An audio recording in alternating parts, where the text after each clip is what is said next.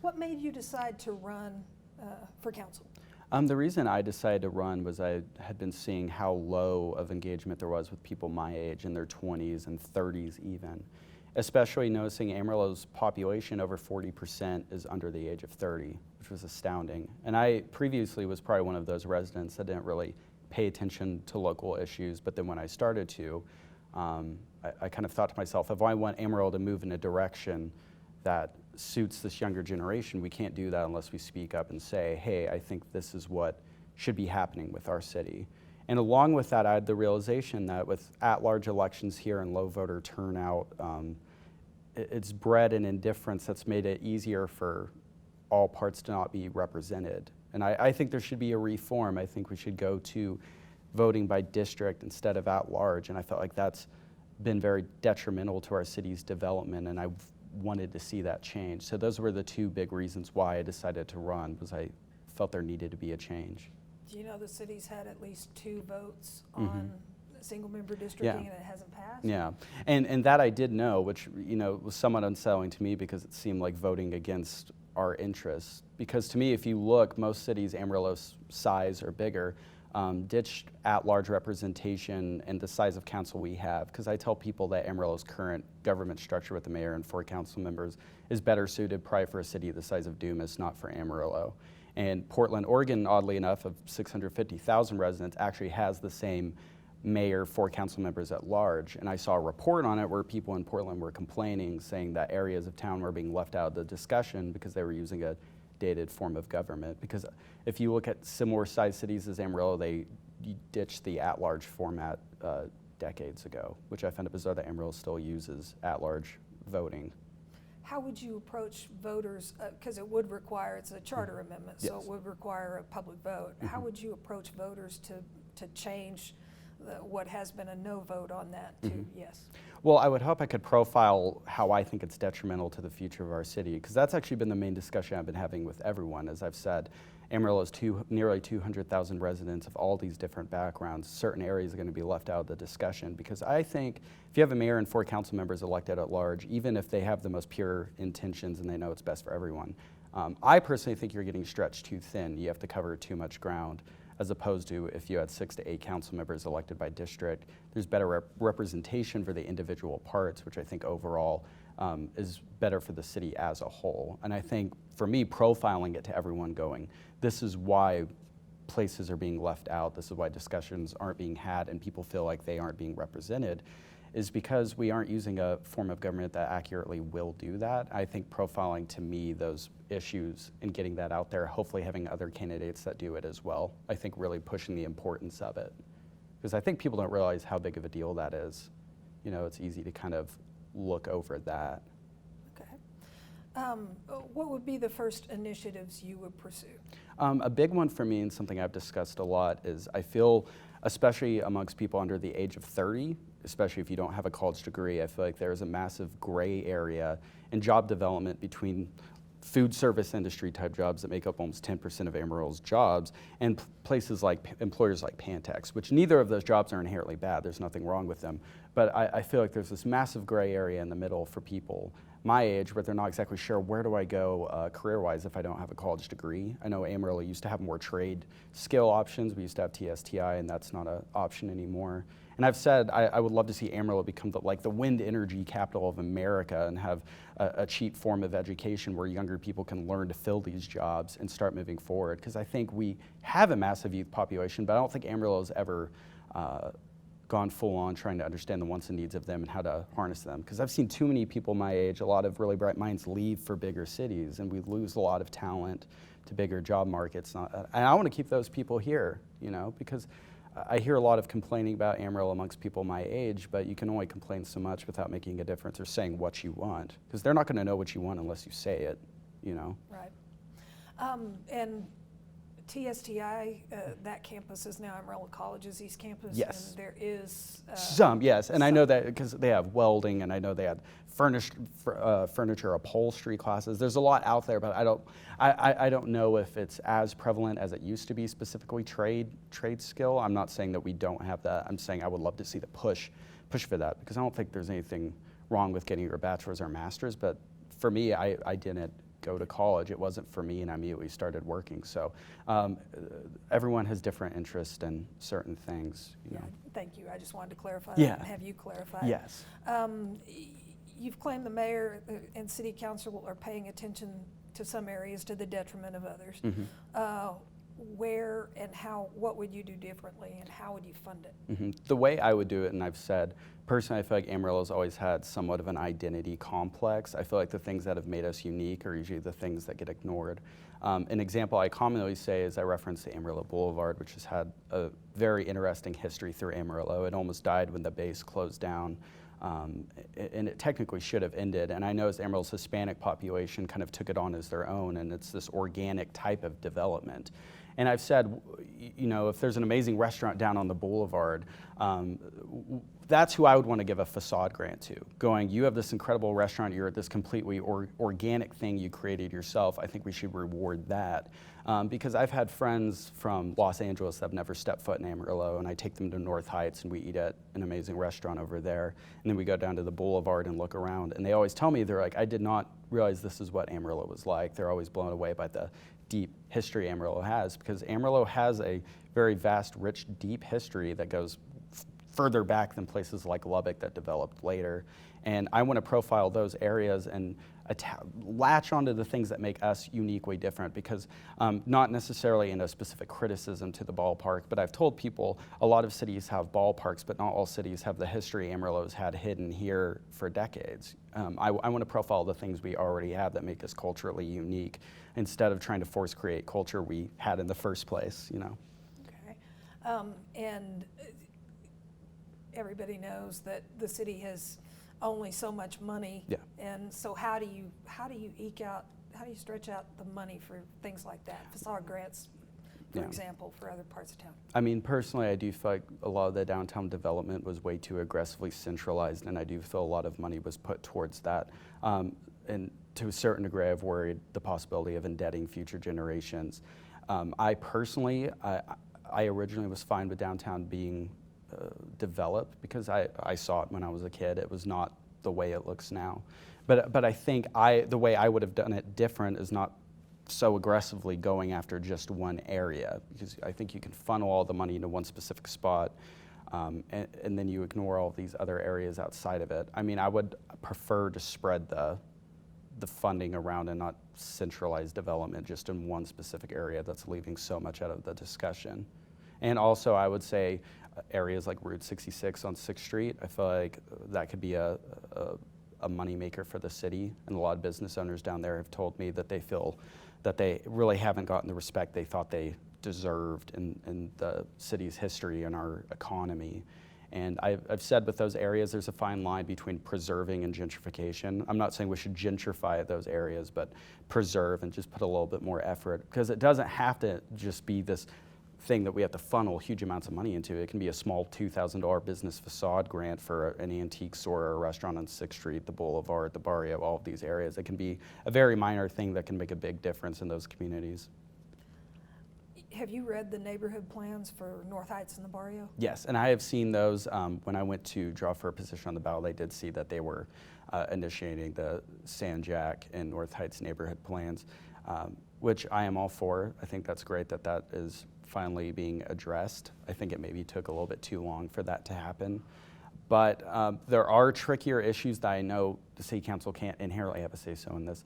But certain areas that I've said are in a food desert. There's certain areas that the only access to food they have is maybe a gas station, a Family Dollar, and that's what is a food desert. And I've said before, I've noticed these Walmart neighborhood markets that are smaller Walmarts popping up. And when I saw those popping up, I thought to myself, those would be really beneficial to those food desert type areas, because they're smaller, more compact. You can get access to fresh produce and all of these things, but they weren't popping up in those neighborhoods. They were actually showing up 2 miles away from Walmart supercenters that were already built. So it's small things like that where going, how can we benefit those areas because that's a huge issue to me. People don't realize how detrimental it is if you live in a low-income neighborhood and your dollars only stretch so far. If you're buying your bread and milk from a gas station that's charging you $4 more for these basic essentials that you could get at a Walmart quite a bit cheaper.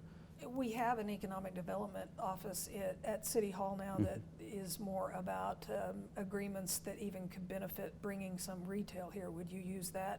Yes, but again, I mean, there's kind of I am for the push to help local businesses, which I know the current council has had involvement in that, and that I am for. I definitely would like to, personally, I would like to work with the WT Enterprise Center, especially for young, new business owners that want to get their start here. I've had friends that have opened coffee shops and they're in their 20s, and I've seen them do great things, but I would like to see more of that younger development, and not necessarily the focus on bringing chains or retail stores that are outside of Amarillo, and more of an aggressive push for local endeavors by young creators. So what are your thoughts? You've been vocal about the closing of Thompson Park Pool.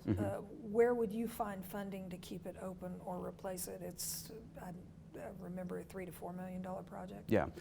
To start with Thompson Park Pool, something I'll clarify on is while there was a lot of anger with the current council about the closing, which I somewhat was upset, I personally say that I think the closing of the Thompson Park Pool responsibility can be laid on previous councils, because it's been in not a great state for quite a long time before this current council. But I think it was suddenly they realized, oh, this isn't safe and we have to shut it down. But to me, it worried me a little bit that there was a $3 to $4 million scoreboard approved, but then when it comes to community pool, the funding is suddenly not available. And I think people don't realize how detrimental the closing of a pool like that can be to a neighborhood, because that is a free resource for kids to have entertainment and something to do during the summer.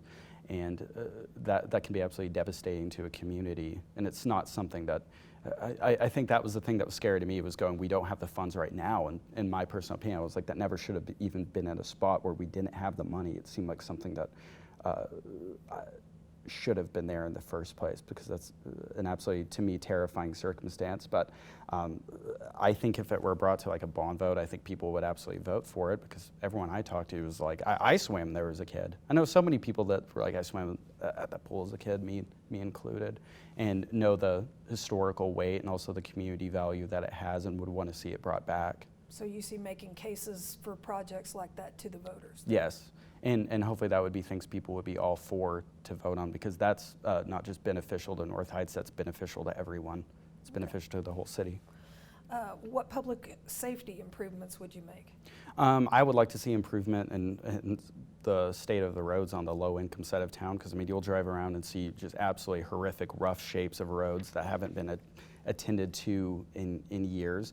Another thing, which this isn't necessarily saying improving public safety, but it's involved in there. I've been very adamant about the removal of the red light cameras, because I don't think it benefits safety in any regard, and I feel like it's more of a money-making tool that's not really beneficial to the community at all. Do you think they haven't reduced wrecks then? I mean, statistically, it's shown that it doesn't necessarily help reducing wrecks. Austin even outlawed their red light cameras because they said it borderline wasn't even legal. So Austin ditched all of their red light cameras. So personally, I feel like it's more of an income-making tool, because it's not a criminal offense, and it's owned, essentially monitored and owned by a company based out of Phoenix, Arizona.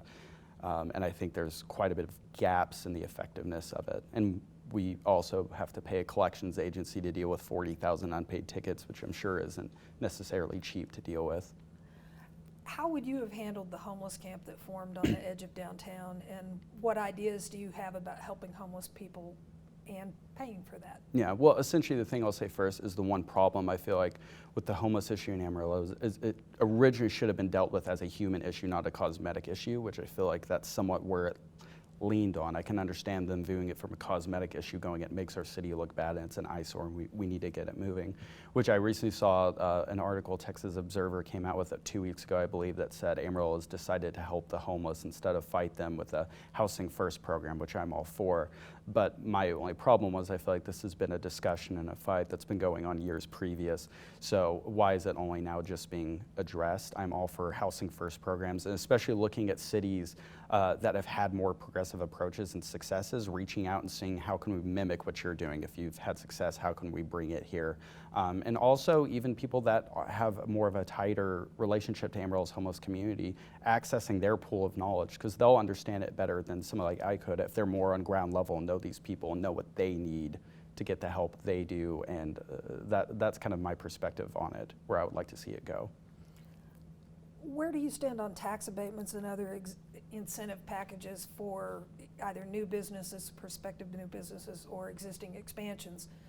And then I'll have a follow-up on that. Yeah, well, the way I view it is I know that we've offered such things to a business like Synergy, which is an outside business that we have come here because it does benefit culture and entertainment to have those things come in because people want those things. But I would like to see, again, more of an approach towards local endeavors, local businesses, young business owners, offering more of these incentives to locals and not outside companies and businesses to get them to come here, which I understand there's a fine line because some of those outside businesses like Synergy can be a benefit to the local economy if you have it on Sonsi and there's local businesses surrounding it and you can get people to go to Synergy and then maybe eat at a local restaurant. So I can see the benefits of offering tax abatements to businesses like that, but again, more aggressively going towards the local endeavors.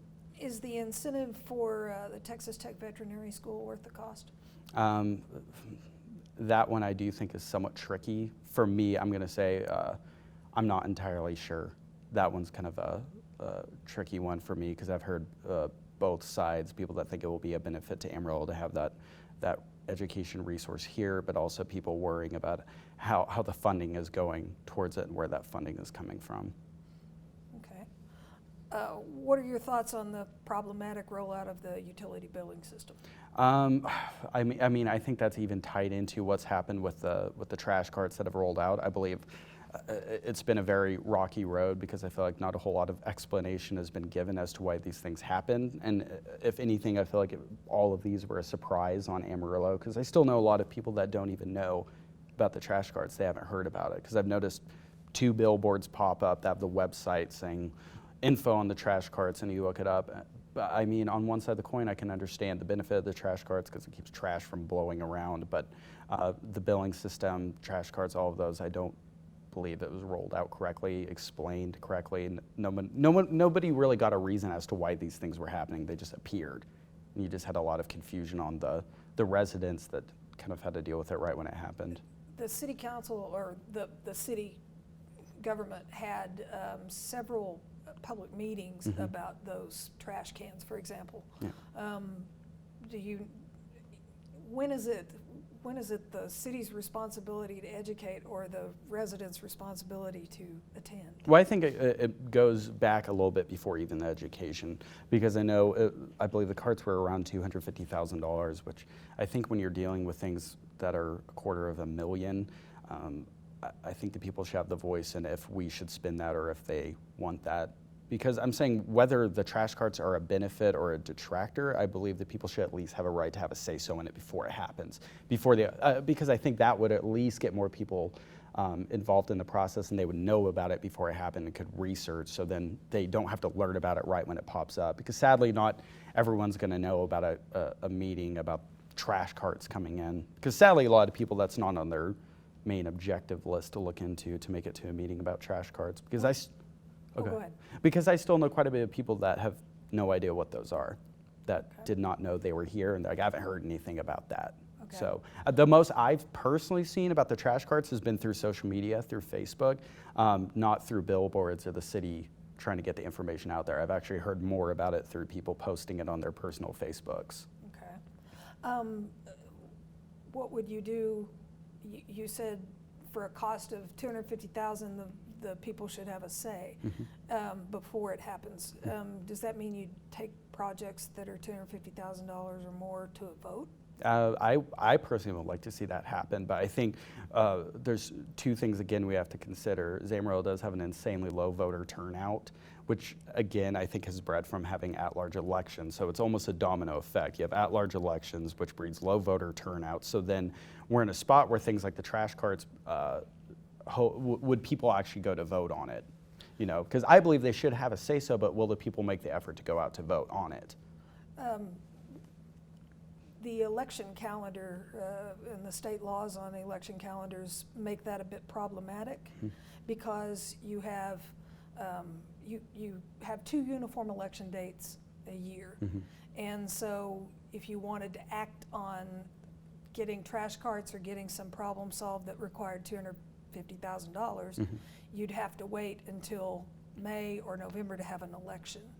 Yes, but would it be beneficial to have the time to plan if it meant that there would be less controversy and less outrage if people felt like it was sprung on them? So overall, it's weighing the options of, do we want to do it now with the faster option and potentially have people upset with the choice and feel like it's sprung upon them, or have more time to plan it, people know it's going to be on the ballot and they can vote on it and make the decision then and there, then they'll be more educated right before the vote even happens. So then if it is voted on, there's not as much outcry of people going, where did this thing come from? Why did this just now pop up? Okay. No.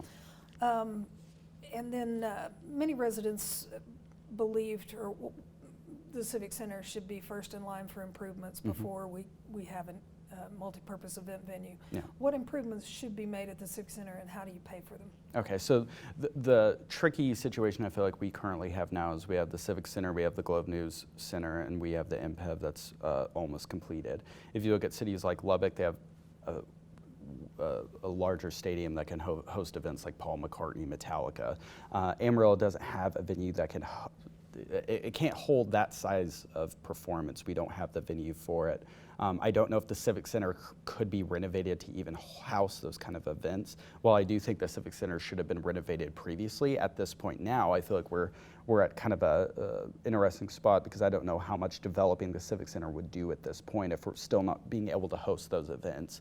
I've said that my number one objective over Civic Center and baseball is I would say let's go as aggressively as we can, trying to become the rodeo capital of America, get all of those events here, because those will be money makers. Those will be things that will fill up the hotel rooms, because the one issue I had with the MPEB is I know that the hotel occupancy tax was the main force behind paying for it. But the thing is, I know that those occupancy taxes can be used outside of downtown, but how long will those occupancy taxes essentially be tied up paying off the developments we've already gotten involved in? So if you're asking how I would pay for developments at the Civic Center, I'm not sure if that's going to be available, and even if it was available, how much good it would do if we can't necessarily increase the size of the venue to host those events. Do you think it's a project that would have to go to the voters? Yes, but at this point, I don't know if it's something we could even take on, because at this point, if we just built the MPEV, the last thing people are going to want to see is let's build a giant stadium in comparison to Lubbock's that can host a Paul McCartney show.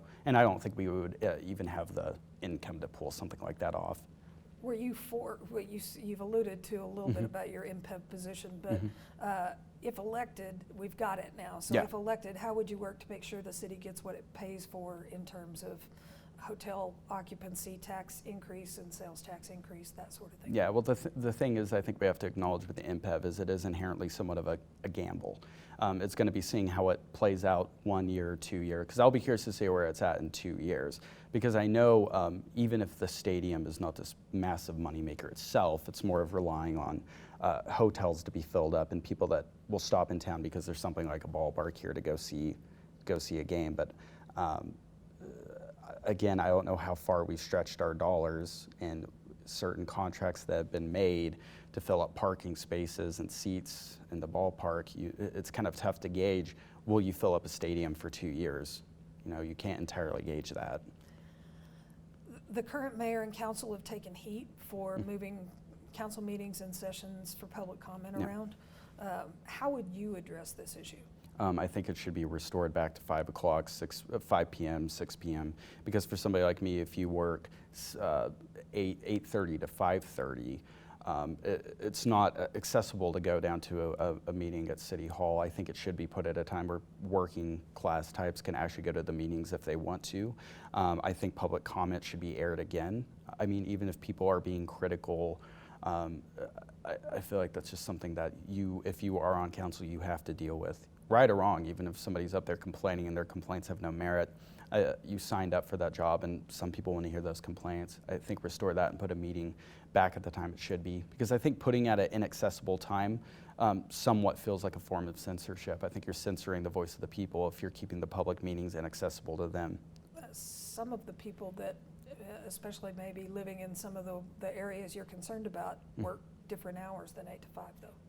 I mean, that depends, but I think if you look at what's the most accessible time to the general population, it's going to be after 5. That's going to be the most accessible time. Okay. And the last question, how do you pay for new growth while still maintaining existing infrastructure? again, this is where, for me, it gets tricky, because I've had a lot of people ask me, do you think Amarillo's current tax rate supports a city of our size? And I say, I do believe the tax rate supports our city, but I don't know what the spending we currently have, if it does, because I feel like there is overspending in certain areas. So do I think it will be a stretch to help development in other areas if we're tied up in one? Because I do believe the downtown development is something that's going to take quite a few years to pay off. I don't know how tied up we are going to be. But again, like I said, I think a lot of to me, what I think is going to be the most aggressive development you can find is not this overtly expensive type. It's going to be if you have a business owner that's doing good on their own and it's self-maintained, reward that. Here's smaller grants, just even if it's a facade grant. I think it's more of a smaller ground level. If you see people doing well on their own, reward that. If you see natural growth, young entrepreneurs, those are the types I want to profile and aggressively go after, that aren't going to indebt future generations. Because like I've said, I'm all for development and progress, but not if it's going to indebt future generations. It just depends on how big of a risk you're taking and if that risk is going to be detrimental to future generations after you. Okay. Aside from downtown, which we've talked about as far as funding that's gone there, where else do you see the city overspending? To be honest, I do feel like maybe a little bit the Coulter and Sauncey areas, where I do see a lot of tax abatements offered to new businesses to come in. I feel like if you look at Coulter, Sauncey, and downtown, those are the primary areas that I see the growth happening. But again, it's not like I see wide overspending across the city. I've said I feel it's in a centralized area, and that's where most of the money is being pushed into. And that's where, when it comes to San Jacinto and the Amarillo Boulevard, there's not really a whole lot of room to spend. I know we weren't able to afford the parade and Fiesta Foods, a natural small grocery store close to downtown that's actually close to all of the development, humorously stepped in and donated so the parade could move forward. Those are the people we need to be rewarding, are the ones that are these small staples in their personal community that are making a change regardless if the city can help them or not. Short of Synergy, that's had a retail tax abatement, and perhaps Sam's, what other retail or what other tax abatements are you referring to? Well, I'm not necessarily just referring to tax abatements. Okay. I'm just saying we're seeing where most of the development and growth is happening. And I understand that those are more active parts of town, and naturally cities are going to progress to a certain area, so I get it. I'm not saying all of that is inherently bad, and I try to be careful. I'm not critical of all development. If I see buildings popping up and shops popping up that I think is bad, I don't think all of it's bad, but I'm just saying I at least would like to see more or some or any development popping up in the areas where I'm not seeing it. Okay. You know? Yeah. Hayden Pedigo, thank you for coming in. Thanks for having me.